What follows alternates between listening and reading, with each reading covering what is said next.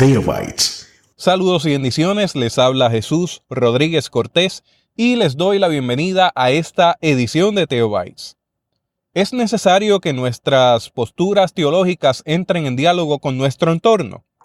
Hoy, la doctora Agustina Luis Núñez comparte una conferencia magistral que lleva por título Teologías Contextuales como parte de la clase de Teología e Historia 4 en el Seminario Evangélico de Puerto Rico.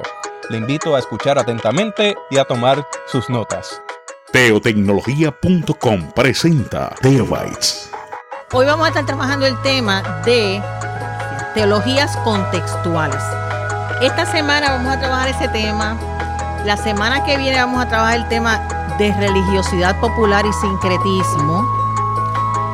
La otra semana empezamos entonces a trabajar ya unos temas, interculturalidad, otro tema importante. Todo esto es previo a entrar a la cuestión teológica en el mundo afrocaribeño. ¿Por qué estos temas importantes? Porque tenemos que entender lo que es una teología contextual, lo que es la religiosidad popular, lo que es el sincretismo y lo que es la interculturalidad para luego poder hablar propiamente de asuntos teológicos o de locus teológicos, como le llamamos en teología, al tema de Dios, al tema de Jesucristo, al tema del Espíritu Santo. Ahorita un estudiante que me visitaba en la oficina me preguntaba cómo en el mundo afrocaribeño se entiende a Jesucristo. Eso es una pregunta muy válida. Pero vamos a ver cuando lleguemos a ese punto, ¿verdad? ¿Cómo entienden los africanos a Jesucristo? Bueno, para empezar les puedo anticipar que Jesucristo para los africanos es el hijo que él llamó de Egipto. De Egipto llamé a mi hijo, de África. Así que por ahí podemos empezar. Pero hoy, la semana que viene y la otra, vamos a estar haciendo lo que llamamos en teología una prolegómena. ¿Se acuerdan de esa palabra bien fea? Prolegómena, que son todos los pasos que hay que dar antes de entrar de lleno a un tema. Pues vamos a estar hablando de estos temas previos y entonces podemos hablar de quién es Dios, quién es Jesucristo, quién es el Espíritu Santo. En estas religiones afrocaribeñas, en el mundo africano, y vamos a entender mejor cuando ya entendamos un poquito qué son las teologías contextuales, qué es la religiosidad popular, qué es el sincretismo, qué son los sistemas religiosos duales, porque también ese es otro tipo de sistema religioso. Y vamos a ver que la cuestión religiosa es más complicada que levantar la mano derecha y aceptar a Jesucristo como tu Salvador personal. El mundo de la religión es un mundo muy amplio, que no se puede limitar a un acto, a un día o a una sesión, ¿verdad? Y eso vamos a tratar aquí de trabajar qué detalles, ¿verdad?, de ese mundo religioso que nos puedan ayudar a entender nuestro contexto caribeño. Pues en los años más recientes, ¿verdad?, ha habido muchos cambios en lo que respecta a lo que es la teología y a la reflexión teológica y a todo lo que se refiere a la reflexión teológica. Ha habido cambios, ¿verdad? La teología que hacemos hoy no se parece mucho a la teología que se hacía en el siglo pasado o en el primer siglo o en la Edad Media o en el periodo de Ilustración o en la Reforma. Y aunque el propósito sigue siendo el mismo, la reflexión que hacemos los cristianos sobre el Evangelio a la luz de nuestras propias circunstancias, ¿verdad? Ese siempre ha sido el propósito. Hoy se le presta atención a unos detalles que anteriormente no se le prestaba atención a la hora de reflexionar teológicamente. Así que cuando a veces nosotros reflexionamos sobre algo partiendo de una idea bien reduccionista de lo que es el Evangelio o bien reduccionista de lo que es la religión, nos vamos a chocar con algo en este momento histórico, porque hoy día se espera que la gente que estudia religión, que estudia teología, pueda ver el fenómeno fuera de la cajita pequeña que la habíamos visto por mucho tiempo, porque tiene interconexiones, salud, con otras disciplinas, etcétera. Así que hoy vamos a ver que hacer teología hoy, si usted es un estudiante de teología en el 2018, va a darse cuenta que hoy hacer teología va a darle atención, mucha atención, a esa respuesta al Evangelio que se da desde los diferentes contextos y va a validar esa respuesta como una teología genuina. O sea, no podemos decir la teología genuina o la teología universal es la que se hizo en el mundo antiguo o la que hicieron los apóstoles o lo que hizo San Pablo esa es la única teología que existe. No, la teología sigue existiendo. Donde quiera surge un contexto y va a responder a ese contexto. Eso siempre lo hemos dicho y eso es importantísimo que cualquier estudiante de teología lo tenga presente, porque de lo contrario nos convertimos en seres anacrónicos hablando del pasado, ¿verdad? En un contexto presente donde la metodología de hacer este trabajo es diferente. Y es diferente porque el contexto lo demanda. Y vamos a ver en este contexto caribeño cómo se hace la diferencia, ¿verdad? En esa reflexión. Así que ese nuevo enfoque se le ha llamado de muchas maneras en la teología. Se le ha llamado a veces teología indígena para referirnos al lugar o nativa, ¿verdad? El lugar de origen. Usted va a escuchar palabras nuevas como localización de la teología, contextualización, inculturación, indigenización. Todos esos términos van a estar hablando de lo mismo, de una teología que tome en cuenta el contexto donde se hace. No se hace en el aire, no se hace en una torre de marfil, no se hace en el convento, no se hace en el seminario. Se hace esa teología desde la realidad de vida de la gente. Así que ese cambio de perspectiva, que se va a concentrar en el rol que juegan las circunstancias, en esa respuesta que le damos al Evangelio, vamos a estar viéndola en el Caribe también en esta clase. Y se hizo bien evidente esa nueva respuesta en los lugares originalmente que el cristianismo se predicaba por primera vez. Lugares relativamente nuevos. Por ejemplo, en el 1950 en África, en Asia, hubo un boom de evangelización. Cuando el evangelio se predicó en estos lugares que no se predicaba originalmente, la gente respondía con cierta molestia a la evangelización, porque el sentimiento de la gente que fue creciendo hasta el día de hoy era que estas teologías que venían de Occidente, heredadas de Occidente y gestadas en el mundo noratlántico, en el mundo europeo, esas teologías no cuadraban para nada con las circunstancias culturales diferentes donde ellos vivían. Y vamos a ver ejemplos de cómo la cultura hace una diferencia muy grande en esa reflexión teológica. Por ejemplo, en los círculos católicos romanos, entendieron rápido que hay una necesidad de adaptar la reflexión teológica al contexto. Y esto tomó un auge muy grande después del Concilio Vaticano II. Ustedes saben que la Iglesia Católica ha celebrado a lo largo de su historia 21 concilios ecuménicos. El más reciente fue el Concilio Vaticano II, 1963 al 65, y de allá para acá la Iglesia no ha celebrado ningún otro concilio ecuménico, ¿verdad? En esos concilios ecuménicos se trabaja lo nuevo que está pasando en los países, en los lugares, las situaciones que son urgentes, las situaciones que la fe tiene que atender, ¿verdad? Y de 1965 para acá, y en el 66, ¿verdad? Que se apropia mucho más fuertemente todo lo que se acordó en el Concilio Vaticano II, en esos círculos católicos se ha visto este interés en atender esa respuesta al Evangelio, tomando en cuenta el contexto de donde se responde. En los círculos protestantes se hace más evidente después de los 1970, al mismo tiempo que surge la teología de la liberación. Porque la teología de la liberación, no solamente en América Latina, en Asia, en África, en otros lugares, le dan mucho valor también a ese contexto, presta mucha atención al contexto. Así que el mundo empieza a ver cómo se hace teología, por ejemplo, en América Latina, luego de la publicación en 1973 del primer libro sobre este tema que escribe el teólogo peruano Gustavo Gutiérrez. Y entonces ese libro de Gustavo Gutiérrez, que se llama Teología de la Liberación precisamente, ayuda a que la gente empiece a fijarse en los contextos.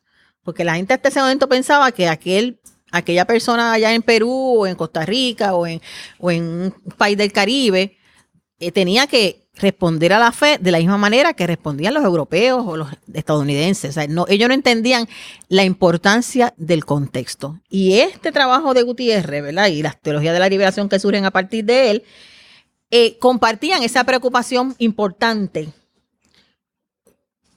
con Asia, con África y con los países, ¿verdad?, menos desarrollados o países del tercer mundo. Y entonces, ¿qué hacen estos países al articular su fe? Bueno, encontrar una voz, tratar de encontrar una voz en el mundo cristiano. Decir, nosotros también podemos hablar de Dios, nosotros también podemos hablar de nuestra experiencia de fe, desde nuestra realidad, desde nuestro vocabulario, desde nuestro contexto, desde nuestra cultura. Por mucho tiempo se hicieron sinónimos evangelio y cultura. Hoy sabemos que eso no son sinónimos, que la gente puede convertirse al evangelio y pueden seguir siendo africanos, pueden seguir siendo asiáticos, pueden seguir siendo coreanos, pueden seguir siendo africanos. O sea, la cultura no tiene por qué entrar en conflicto con el evangelio, a menos que el rasgo cultural sea algo que atente contra la vida de alguien. O sea, si en esta cultura matamos a los niños, pues obviamente ese aspecto cultural entra totalmente en contraste con el evangelio, porque el evangelio lo que afirma es la vida. Ahí hay un problema. Pero entonces los misioneros, para hacer este trabajo más rápido, ¿verdad?, porque siempre nosotros queremos hacer el trabajo de evangelización overnight, para hacer el trabajo rápido, no le daban mucho casco a la cuestión cultural. No, usted tiene que convertirse y ahí mismo cambiar su manera de vestir. Vaya a su casa y quite todo lo que tiene en las paredes. Aquí en Puerto Rico era así. Quite todo. Hay Sagrado Corazón de Jesús. Mire, quite eso de ahí. Eso usted tiene que sacarlo. No importa que si ese Sagrado Corazón de Jesús es herencia de los abuelos y de los antepasados. No, tú tienes que sacarlo de esa casa. Así era. O sea, se conjugaba la cuestión del evangelio con la cuestión cultural y con montones de otras cosas que no tenían nada que ver con el evangelio. Y entonces, específicamente, ¿verdad?, hay 3 preocupaciones mayores que surgen cuando empieza a surgir, empieza a crecer esta evangelización en los países donde originalmente no se escuchaba nada del evangelio. Y las preocupaciones mayores provocan nuevas preguntas que van, preguntas que no tienen respuesta en la tradición evangélica que llega a este país. Los evangelistas y los misioneros no tenían respuestas a esas preguntas de la gente. Por ejemplo, ¿cómo se celebra la comunión, la Santa Cena, en países que fueron teocracias musulmanas y prohibían la producción o importación de bebidas fermentadas? Esa es una pregunta básica para los hermanos que llegaron y decían, aquí tenemos que tomar vino con la Santa Cena. ¿Qué hacían en esas teocracias musulmanas donde la importación de bebidas era prohibida? ¿Qué hacer en aquellas culturas donde no se conocen productos como cereales como el pan? Hay culturas que eso no se conoce. Y llegaban los hermanos, aquí vamos a celebrar la comunión con pan y vino. Ellos no saben ni lo que era pan y estaba prohibido tomar vino en esa cultura. Es un choque fuerte. ¿Qué hacer cuando la disciplina del celibato en países o culturas, por ejemplo, en la Iglesia Católica, la disciplina del celibato es una norma para los sacerdotes, pero qué hacer con esa disciplina cuando hay países que consideran que no casarse o no tener hijos es una manera de maldecir a sus padres? Un hijo que no se casa y no tiene hijos está maldiciendo a sus padres según algunas culturas. ¿Cómo explicarle que su hijo que quiere ser sacerdote no se va a casar ni va a tener hijos a esa cultura? ¿Cómo entender la poligamia en África rural, donde la poligamia no se trata de lujuria masculina, sino de seguridad económica? Se mueren de hambre las mujeres que no se casan y se pueden casar los hombres con 2 o 3 mujeres después que las puedan alimentar.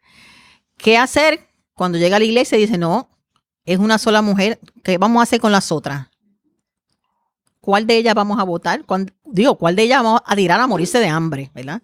Hay que decidir a cuál de ellas vamos a dejar morirse de hambre y a cuál de ellas vamos a dejar para cumplir con la doctrina que llevamos, ¿verdad? Como misioneros. Esas son las preguntas que se empezaron a hacer en los 70, en los 50, en estos países. Y eran preguntas muy legítimas porque había, ¿verdad? tenían que ver con la vida, con el sustento, con el bienestar. Y entonces estas preguntas cada vez hacían más evidente que la teología que una vez nosotros creímos que era universal, que le aplicaba a todo el mundo por igual y que tenía carácter perenne y que esto no era incambiable, ¿verdad? Fue solamente expresiones regionales de algunas culturas. Mucha de la teología que aprendimos eran expresiones regionales de ese mundo específicamente, que no podía aplicarse a otro mundo. Entonces, las respuestas viejas que se daban empezaron a ser cuestionadas por las preguntas nuevas. La gente fuera de las comunidades noratlánticas sentían que las iglesias antiguas, las iglesias que iban a evangelizarlos, no tomaban seriamente en cuenta sus preguntas o trataban de imponer sus agendas a la cultura. Trataban de decir, no, esto se hace así porque se hace así. Notaban continua y consistentemente ese colonialismo que hablamos al principio, que se trata de un evento económico, militar, político, lo notaban también en el aspecto religioso. Esa imposición de una religión que daba al traste con lo que ellos habían aprendido durante toda su vida, ¿verdad? Así que esas iglesias también, además de imponerse, también atendían estas iglesias nuevas con un sentido de paternalismo muy grande. O sea, nosotros somos los que sabemos cómo se hacen las cosas. Y ustedes son ignorantes, niños, inmaduros, que le tenemos que decir cómo se hacen las cosas. Entonces, ese sentido de paternalismo que es terrible, ¿verdad? Sentir eso, pues eso lo sintieron estas iglesias que empezaban a surgir en estos países por primera vez. Entonces, cuando... por ejemplo, en la sexta asamblea del Consejo Mundial de Iglesia que se celebró en el 1983, el tema principal y la preocupación mayor de las iglesias del norte eran los asuntos de paz, las guerras nucleares, porque ese era el tema que se circulaba en todos sitios, pero el resto del mundo, que ya estaba allí presente ya, que tenía representación, estaban interesados en asuntos de pobreza, el hambre, la represión política que estaba pasando en un montón de países. Sí, que venían estos hermanitos de América, de Sudamérica, con un sistema dictatorial represivo, y iba a la Asamblea Mundial de Iglesia y ahí estaban los hermanos de allá del norte hablando de la guerra, el problema de la guerra nuclear. Una cosa que no le importaba para nada a la gente de América del Sur. A ellos les importaba saber qué va a pasar con nosotros ante esta realidad de pobreza, ante este régimen dictatorial, ante esta represión política que estamos viviendo. Así que fíjense cómo es que la cuestión teológica se ve amenazada cuando nosotros creemos que tenemos la teología agarrada por el mango y que lo que importa es lo que yo me pregunto de la fe. Y que lo que la demás gente se pregunta no es relevante ni es importante. Lo que las demás comunidades se preguntan no es relevante para nosotros. Y surge una nueva identidad cristiana. Ustedes son parte de esa nueva identidad cristiana. Y esa identidad cristiana va a estar enfocada en tres áreas importantes. El contexto, el procedimiento de cómo se hace teología, cómo se evangeliza, cómo se hace misión, y la historia.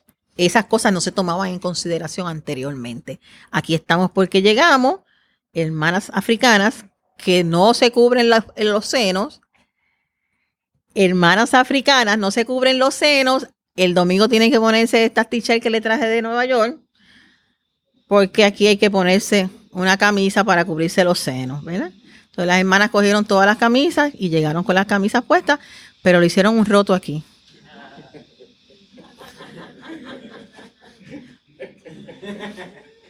Porque taparse los senos y ponerse un brasier lo hacían las prostitutas en su cultura. Y ellas no eran prostitutas. Sí, un pequeño detalle que los hermanos misioneros pues no tomaron en cuenta. ¿Ves? Es para que usted vea cómo los pequeños detalles pueden dar al traste con toda nuestra evangelización, con todo nuestro interés genuino de llegar a la gente con el mensaje del evangelio. Así que los negros en los Estados Unidos empezaron a detectar, bueno, pero si nosotros somos víctimas de racismo en la iglesia y lo predican en el púlpito, dicen que Dios quiere que seamos esclavos. Y empiezan a cuestionar ese tipo de teología. empiezan a detectar, las mujeres descubren que son excluidas también, ¿verdad? De la experiencia dentro de la corriente del cristianismo y empiezan a cuestionar también eso. Así que todo este periodo del siglo XX fue un periodo de despertar de nuevas voces en la teología que anteriormente no tenían voz, no existían, porque la evangelización no había llegado hasta ellos, ¿verdad? Y esas preguntas nuevas y las viejas respuestas, todas apuntan a esa preocupación de que las iglesias alrededor del mundo necesitaban tener una nueva identidad cristiana. Y para la gente eso es un poco traumático, porque la gente le dice que tienes que cambiar de identidad cristiana y piensan que esto es abandonar la fe, que esto es un problema, ¿verdad?, de debilidad de la fe, que se va a perder su alma y todo esto. Miren, crecer en la identidad cristiana que cambie es un espacio de crecimiento para la iglesia. La iglesia tiene que crecer. Y esto que pasó en el siglo XX ayudó a la iglesia a darse cuenta de que esa soberbia cultural, de que éramos los que teníamos, ¿verdad?, el mundo y la teología arraigada y eran los que podíamos hablar de teología, nos dio en la cara con estas nuevas personas que llegaban a la fe y que tenían preguntas genuinas también sobre la teología y que las respuestas que le dábamos nosotros no satisfacían esas preguntas. Así que el contexto importante, antes de aplicar una teología recibida, antes de hacer teología, había que hacer un examen del contexto. Las energías que una vez se enfocaban en preguntas filosóficas y metafísicas y se enfocaban en preguntas por allá elevadas, ahora tienen que enfocarse en preguntas sociales, en preguntas económicas, en preguntas políticas. Tiene que preguntarse la fe qué relación existe entre las injusticias y el poder. Esa pregunta la fe no se la hacía. Daba por sentado que no había ninguna relación. Claro que hay mucha relación entre la injusticia y el poder. Sin este análisis, la teología se hace irrelevante.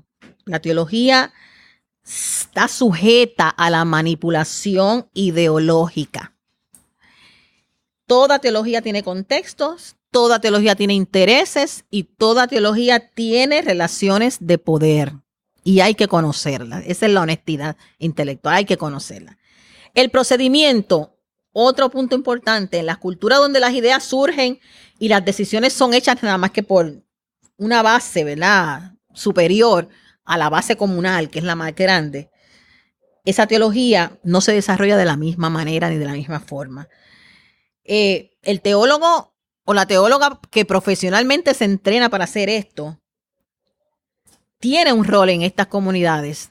No precisamente ir a enseñarle a la gente a hacer teología, sino escuchar lo que la gente tiene que decir y enfocarlos, ¿verdad?, en los asuntos de Biblia, de historia, pero no en esa reflexión que es única y exclusiva de estas comunidades. El teólogo es responsable en la comunidad, pero toma la responsabilidad que le corresponde, no la de responder teológicamente por la gente. Y en la historia también se atienden todo lo que pasa en la historia se atiende. No solamente la historia de la iglesia local, la historia de la iglesia en el país, la historia de la iglesia en el mundo, la historia del país como tal. En el curso de Pentecostalismo vamos a leer un libro que es el libro de mayor exposición internacional que se ha escrito sobre Puerto Rico. Y es un libro que se escribió en 1953-56, que se escribió en inglés originalmente, por eso los puertorriqueños ni saben que nosotros es el libro de mayor exposición internacional, porque no lo leíamos hasta el 80, que alguien lo tradujo al español. Ese libro se llamaba originalmente Workers of the Cane, Trabajadores de la Caña. Sidney Means, un antropólogo de la Universidad de Yale, vino a Puerto Rico a hacer un trabajo etnográfico y hizo un trabajo en el barrio Jauca de Santa Isabel con una familia, con Tasso, con Anastasio y su familia, y Tasso era un trabajador de la caña. Y ese trabajador de la caña, él narra toda la vida de Tasso, la narra en primera persona porque las entrevistas él las pone en primera persona, y luego Sidney Means hace su análisis antropológico y sociológico de la vida de Tasso. Él estuvo años viviendo en esa vida del cañaveral, en esa vida puertorriqueña de ese tiempo, Y Tasso era un hombre muy inteligente. No podía ser educado porque no pudo recibir educación formal, pero un hombre muy inteligente que le contó todos los detalles de la vida social, política. Tasso originalmente era socialista, después se convirtió en popular. Y lo más que le provoca a Sidney Means, que es el centro de ese libro, es que Tasso se convirtió al pentecostalismo. Y Sidney Means dice, ¿cómo Tasso? Eso es lo único que a mí no me cuadra de Tasso. Me cuadró todo lo que me ha dicho, todo lo que me ha contado. Lo encuentro una persona muy racional, muy coherente. No me cuadra esa historia que él me cuenta de la conversión de él a esa secta pentecostal.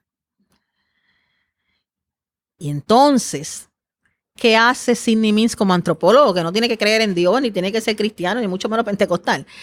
Él dice, tengo que investigar entonces qué pasa en Puerto Rico. ¿Qué está ofreciendo esa secta pentecostal a este hombre tan racional para que él se convierta a esa secta pentecostal? Esa conexión entre la religión y la historia y la sociología y políticamente qué pasa en Puerto Rico y económicamente Puerto Rico, qué pasa en Puerto Rico y el ciclón San Felipe y San Ciriaco, que todo eso lo vivió Tasso y su familia y se quedó sin casa y toda la cuestión, todo eso se atiende en una teología que toma en cuenta el contexto. Entonces, el propio Means dice, al final, cuando él analiza, él tiene un capítulo que se llama La Conversión, porque Tasso le describe a él la conversión con detalles.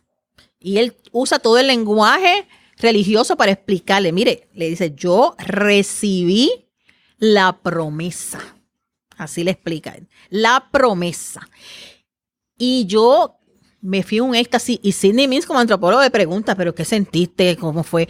Él le explica todo. Y yo tenía un dolor, ella tenía una hernia inguinal terrible y ese día, desde ese día yo más nunca tuve el dolor. Y cada vez que Sidney Means se encontraba con Tasso para entrevistarlo, Tasso y el dolor, ¿sabes? Para saber qué es lo que está pasando aquí. Decía, no, y Sidney Means se va para Estados Unidos, hace el libro, escribe el libro y a los 6 años viene a Puerto Rico para decirle a Tasso que el libro salió y todo y vuelve y le pregunta por el dolor. No, nunca más me dio el dolor. Entonces, él tiene que analizar entonces, oye, pues entonces lo que me está contando este hombre tiene algo de realidad, no estaba enajenado, o sea, no estaba fuera de la realidad. Pero entonces, ¿cómo lo conecta? Lo conecta con la vida, con la sociología puertorriqueña, con lo que estaba pasando, con todo.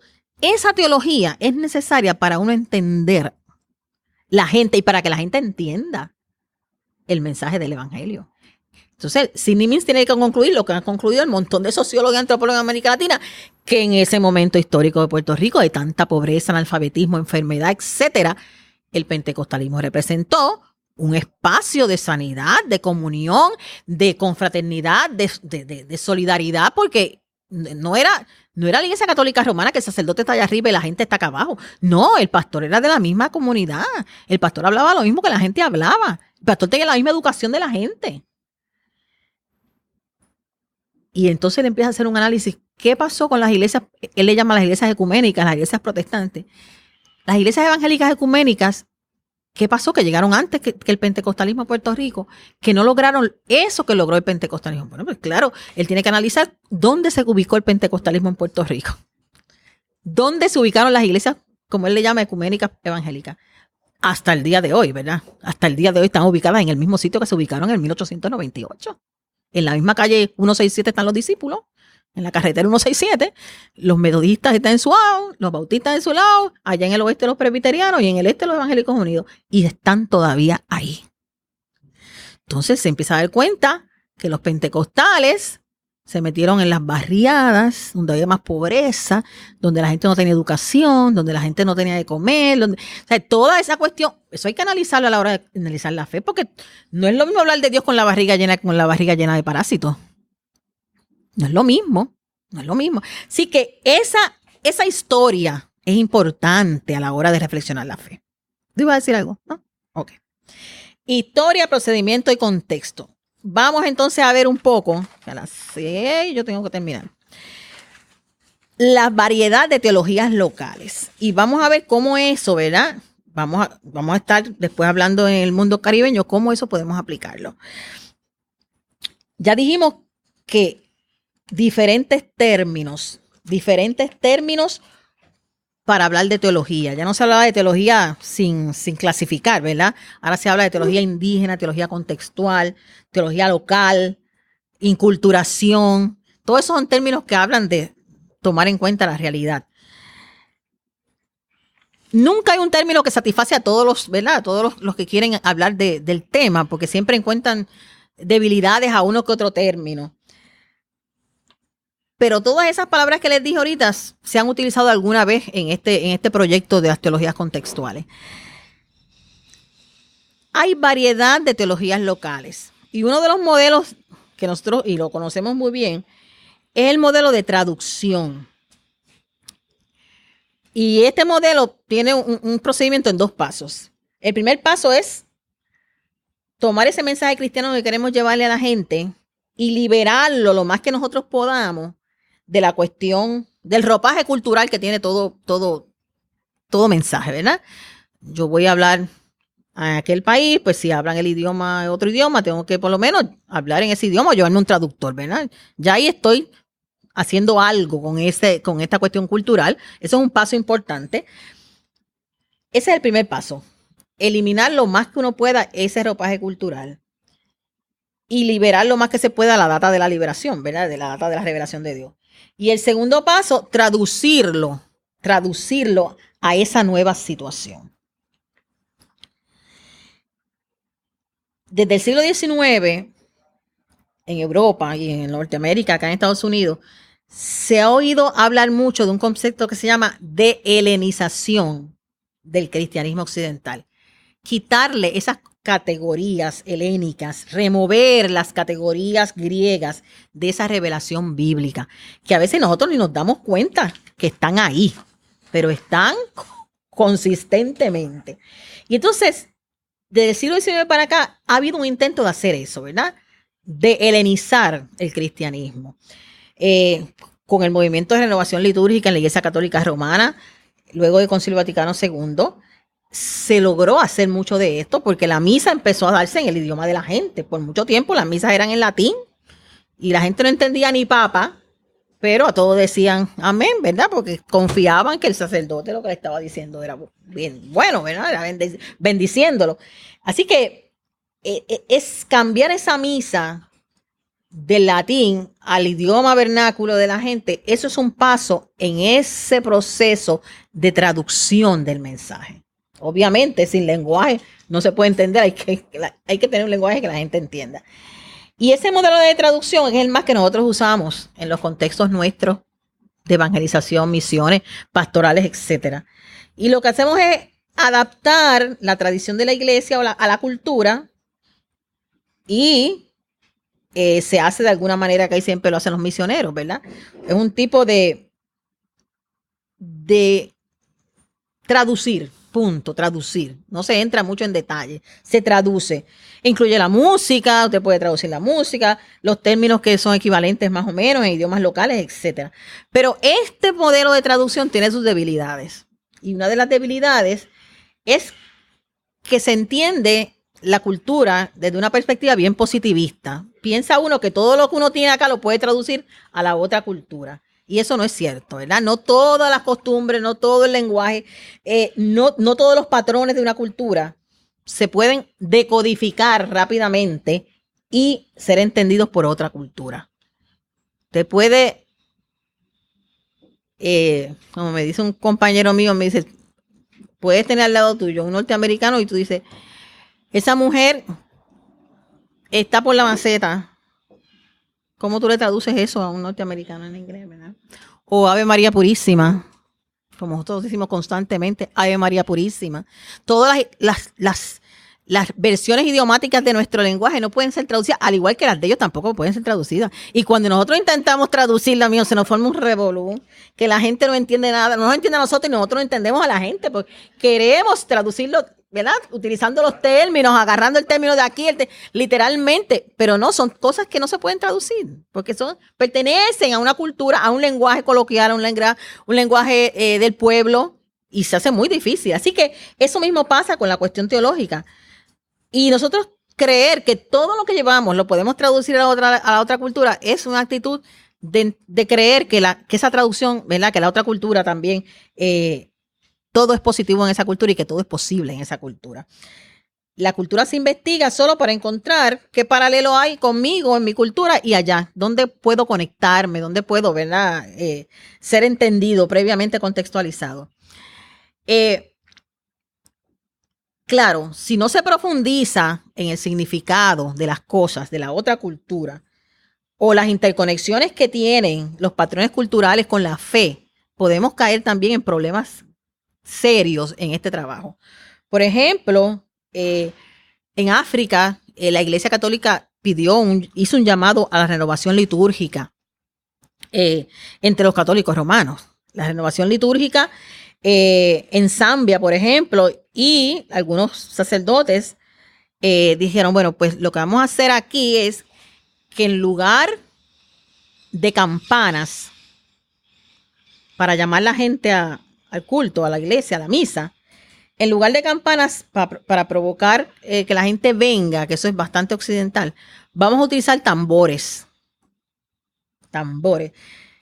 Y cuando hicieron eso, la gente local se resistió porque los tambores en Zambia son usados en unos bailes eróticos que venían a sus mentes cada vez que los domingos escuchaban esos tambores que la iglesia sonaba.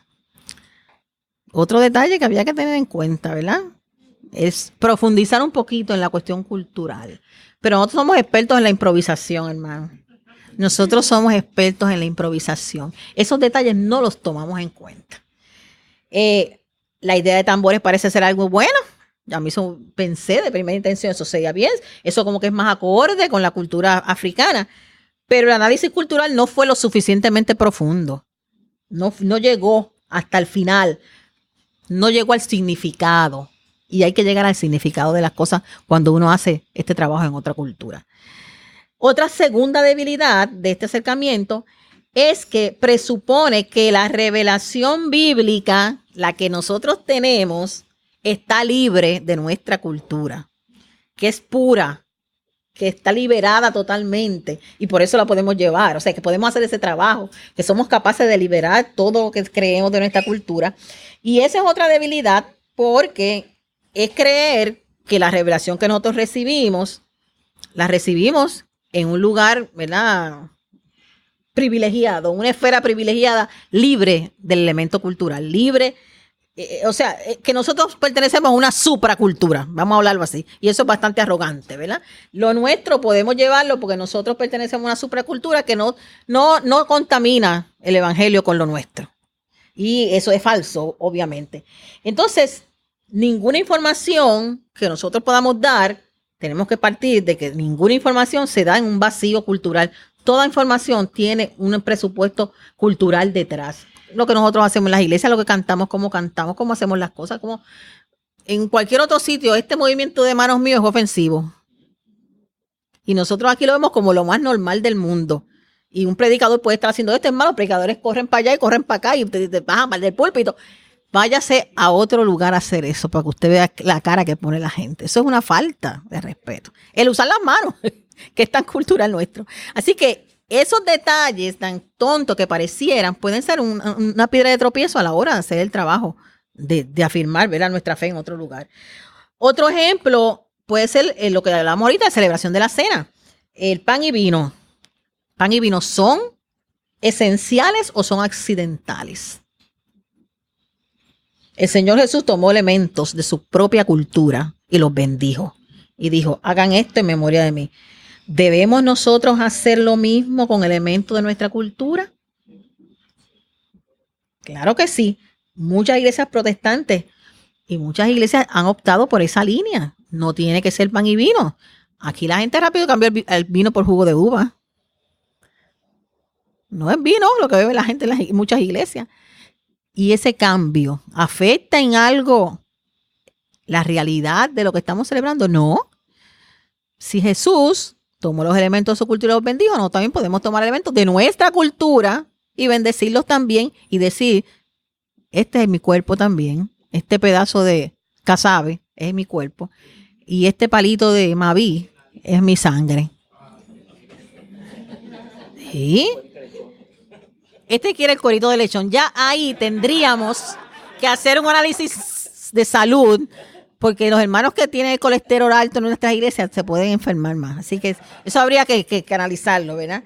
Así que esos elementos no son esenciales, son accidentales. Pero hasta ese momento, la iglesia decía que eran esenciales. Y todavía hoy día hay casos que se ven en las cortes porque sacerdotes y hasta ministros protestantes han negado la comunión, la cena a personas porque no quieren tomar la oblea porque son alérgicos al gluten o a lo que sea, y han pedido que sea en otras especies, y gente muy pegada a las doctrinas se han negado a darla en otra especie. Fíjense hasta qué punto llega el legalismo nuestro, ¿verdad?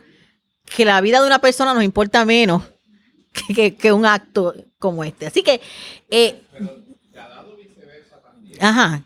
Que hay personas que, por ejemplo, nosotros, cuando digo nosotros, en la iglesia metodista de Aquillo, celebramos uno de los domingos lo que le llamamos la Eucaristía intercultural. Okay. Lo que hacemos es que utilizamos los elementos de ese país. Tenemos unos niños que le llamamos los niños de oración de Nicobi, y ellos tienen un país que escogieron para orar por los niños de ese país. Okay.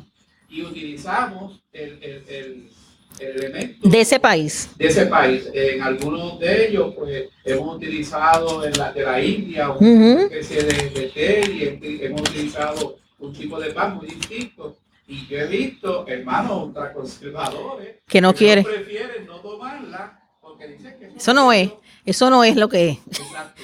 Pero fíjense cómo no es lo nuestro, pero pues estaba evocando al otro, de otro país que nosotros ni conocemos, y ni siquiera lo estamos evocando, porque si lo evocaran bien tomarían vino, pero no están tomando vino, están tomando lo que quieren ellos, que es. Nosotros hasta santificamos y sacralizamos el. La de Puerto Rico celebramos con Casales y Maví. Muy bien, muy bien. Después yo le dije, este de Maví me lo guardo. Así que en estos casos, ¿verdad? Porque detrás de estos símbolos hay un mensaje poderoso teológico. Para los católicos romanos, ese acto es un acto de unidad cristiana. O sea, la gente cuando comulga, como le llaman ellos, están afirmando la unidad. Y para muchos de ellos son los elementos los que hacen posible esa unidad. Por lo tanto, tienen que ser los mismos en todos los sitios. Esa es la interpretación que se da. Pero eso es irracional con el contexto. Así de irracionales sonamos nosotros cuando queremos aplicar teológicamente algo en un contexto donde no cabe. Así de irracionales. O sea, ¿cómo vamos a pensar que son los elementos los que tienen la unidad, los que provocan la unidad y que tienen que ser esos elementos? Si hay montones de maneras de que el cuerpo de Cristo se mantenga uno, y no necesariamente con comer exactamente lo mismo que Jesús comió y lo mismo que Jesús tomó. Así que ese encuentro con la cultura toma tiempo. Eso no se hace de hoy para mañana. Eso toma tiempo. Y ese es un lujo que la urgencia a veces de nuestras misiones no se da. Ese tiempo que hay que tomar. Hay otro modelo que se llama modelo de adaptación. Y este modelo se utilizan en este modelo los marcos de referencia de la teología tradicional y se desarrollan con categorías de las culturas locales. Por ejemplo, se toma la teología de Tomás de Aquino, siglo XII, siglo XIII, y se desarrolla la nuestra tomando las mismas categorías que utilizó Tomás de Aquino en su teología sistemática. Es como una etapa en el desarrollo de la teología que toma seriamente el contexto porque se van a utilizar categorías locales, pero todavía están diciendo que hay unas que son las básicas, que esos son los marcos de referencia que hay que usar siempre. O sea, que no se va, el modelo de adaptación ni siquiera se separa, ¿verdad?, de pensar que hay un marco de referencia único y especial y privilegiado. Y eso hicieron muchos teólogos latinoamericanos, teólogos de la liberación latinoamericanos, principalmente hicieron esto, ¿verdad? Muchos de ellos se fueron de América Latina, estudiaron en universidades europeas y cuando vinieron a hacer teología acá querían hacer eso, tomar la teología nuestra y colocarla en esos marcos de referencia porque entendían que eran los marcos, ¿verdad?, privilegiados y universales de la teología. Y tiene esta una debilidad también, es que presupone que hay un método universal y único, un marco de referencia único, una base filosófica única también, universal.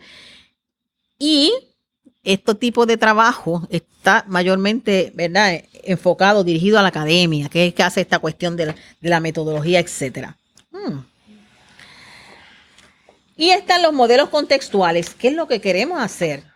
Los modelos contextuales se concentran, como decíamos ahorita, en el contexto cultural, donde el cristianismo toma raíces. Y hay dos tipos de modelos contextuales más comunes cuando trabajamos teológicamente. Uno es los modelos que se enfocan en la identidad cultural de la gente, analizando esa identidad, que se llaman acercamientos etnográficos mayormente, y aquellos otros modelos que le llamamos acercamientos liberadores, que son los que se enfocan mayormente en situaciones de opresión, de pobreza, de enfermedad social, etcétera. Y cada uno tiene sus propias ventajas y desventajas también, ¿verdad? Por ejemplo, aquellas teologías contextuales que se enfocan en la identidad, es, por ejemplo, preguntarse qué significa la negritud en África Occidental, qué significa el movimiento de Black Power en Estados Unidos, en Sudáfrica, la raza entre los chicanos en Estados Unidos, qué significa ese concepto. O sea, estos son los acercamientos que se enfocan en la identidad. ¿Por qué? Porque es necesario reconstruir la identidad que ha sido negada de las personas, porque por mucho tiempo se entendía que esas identidades eran inferiores. Y para hacer teología y para permitirles el espacio para ellos hagan su teología, hay que reforzar esa identidad de alguna manera. La identidad que ha sido negada, que ha sido lastimada, que ha sido pisoteada. Las mujeres, por ejemplo, que luchan por sus derechos como seres humanos, los refugiados, los inmigrantes. Así que este modelo de identidad va a comenzar precisamente con preguntarse qué necesidad tiene estas personas en este lugar. ¿Qué significa ser haitiano, refugiado, que vive en la ciudad de Nueva York? ¿Qué significa eso en términos de identidad?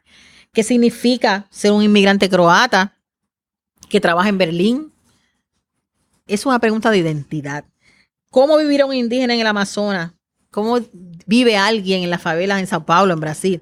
O sea, esas son preguntas importantes a la hora de reflexionar la fe, utilizando métodos que se enfocan en la identidad. Los otros métodos, los métodos que se enfocan en la cuestión del liberacionista, pues van a concentrarse en el cambio social. Cómo desde la fe puede haber un cambio social en esta gente que vive en pobreza. Cómo desde la fe podemos hablar de salvación a la gente que vive en opresión, que vive en violencia, que viven en relaciones de poder, siempre desventajadas, en medio de la pobreza, en medio de la violencia, en medio del discrimen, en medio del hambre. ¿Cómo hacemos teología sin utilizar el análisis social? No hay manera. Hay que analizar esa realidad. Así que encontrar de esa realidad, ¿verdad? Encontrar los ecos en el testimonio bíblico de esa realidad. Que aquí esta gente vive en opresión. Vamos a buscar quién en la Biblia vivió en opresión. A ver qué pasó. Que esta gente vive en discrimen. Vamos a buscar en la Biblia quién ha vivido en discrimen. Si esta gente vive en esclavitud, vamos a ver qué pasó cuando la gente vivía en esclavitud en el texto bíblico. Eso es un trabajito que no es tan difícil porque a nosotros todos nos gusta la Biblia. Es un trabajito que hay que hacer. Y la esclavitud de Egipto es tan dolorosa como la esclavitud que viven los haitianos explotados donde van a trabajar. O sea, no podemos decir, no, aquella no, porque aquella está en la historia del Éxodo y estos son de los vecinos del Caribe. No, es el mismo problema. Y el teólogo responsable tiene que saber hacer ese trabajo también. Así que estos modelos contextuales también tienen sus debilidades, ¿verdad? Los modelos contextuales, el desarrollo de la teología es concebida como un proyecto, pero algunas veces se queda en esos primeros pasos nada más, ¿verdad? En la cuestión de reflexionar y ver la realidad y describir la realidad. Y el problema permanece porque no se pasa a los pasos de actuar sobre la realidad. Y también a veces esos acercamientos etnográficos pueden caer en una cuestión que se llama romanticismo cultural, ¿verdad? Somos tan nacionales y tan nacionalistas y tan cercanos a esta cultura que caemos en un romanticismo cultural que no nos permite ver los defectos y los problemas y las señales de muerte que hay en nuestra cultura también. Así que eso es una debilidad con estos acercamientos que hay que tenerlos también cerca. Y ese asunto de identidad nos va a reforzar el trabajo teológico porque cada comunidad tiene unas preguntas sobre Dios, tiene unas interrogantes que tienen que ser contestadas y que hay, ¿verdad?, contestación para esas interrogantes desde la fe y desde el testimonio bíblico, desde la vida de la iglesia, etcétera, etcétera. ¿Qué hace el teólogo o la teóloga en este tipo de situación de comunidad? Pues el teólogo y la teóloga principal son la misma comunidad. Es la misma comunidad. Sus poetas, sus profetas, sus maestros se convierten en las voces de la comunidad, porque son los que palpan la realidad de la comunidad. ¿Quién sabe mejor lo que pasan los niños en Puerto Rico? Son las maestras y los maestros que todos los días están viviéndolo, oyéndolo, escuchándolo, sintiéndolo. O sea, ellos tienen algo que decir. Los niños van a la iglesia el domingo, pero van de lunes a viernes a la escuela. Y ahí los maestros se enteran de todo lo que está pasando en esos hogares. Pues tienen algo que decir. Sus voces tienen que participar de este trabajo también. Los poetas, que tienen una sensibilidad para, ¿verdad?, para sentir y para palpar el dolor de la gente, la necesidad que vive la gente. Así que el teólogo, profesionalmente hablando, aporta su conocimiento de las escrituras, de la historia, de la tradición cristiana, ayuda a clarificar la comunidad, su experiencia y a relacionarla con otras comunidades, pero es la comunidad precisamente quien es el teólogo o la teóloga importante, principal en estas teologías contextuales. Es la comunidad la que sabe, la que conoce lo que se está jugando realmente en su diario vivir. El proceso no es fácil, es un proceso bien complejo, pero va a requerir de estas tres pequeñitas cosas. Un evangelio, una buena noticia que queremos llevar, una iglesia que quiere llevar esa buena noticia y una cultura que hay que tomar en consideración. Todos esos factores van a interactuar dialécticamente y se necesitan para crecer y hacer germinar una teología que sea local, que sea contextual, que sea indígena, que sea nativa y que responda a las necesidades de cada comunidad. Le invito a compartir este episodio desde la página de internet para este podcast, que es www.theobytes.com. Allí también encontrará otros temas de mucho interés para su vida y para la vida de su iglesia. Hasta aquí esta edición de Theobytes. Gracias por darnos el privilegio de llegar hasta ustedes a través de las redes informáticas. Será hasta el próximo episodio. Que la paz y la gracia de nuestro Señor Jesucristo sea con ustedes.